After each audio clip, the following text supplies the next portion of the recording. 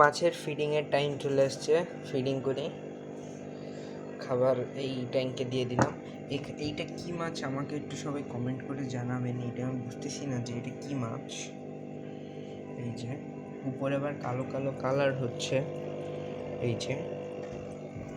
এবং এই সাইডে আমাদের এই ট্যাঙ্কটা কিন্তু প্রচুর ময়লা হয়েছে, এটাকে ক্লিন করতে হবে, বাট টাইম পাচ্ছি না। এদেরকেও খাবার দিয়ে দেই। বাই দ্য ওয়ে ঘুড়ি এনে রেখে দিয়েছি, ভাবতেছি ঘুড়ি উড়াবো বিকেলবেলা। দেখতেই পাচ্ছেন কি ময়লা হয়েছে ট্যাঙ্কে, প্রচুর ময়লা হয়েছে। এটাকে কালকে বা পরশুই চেঞ্জ করতে হবে, কালকেই চেঞ্জ করতে হবে, প্রচুর ময়লা হয়েছে। নাহলে মাছের বিভিন্ন রোগ হতে পারে। এই পানি অনেক দিন চেঞ্জ না করলে আবার রোগ হয় মাছের। আর এই পাশে তো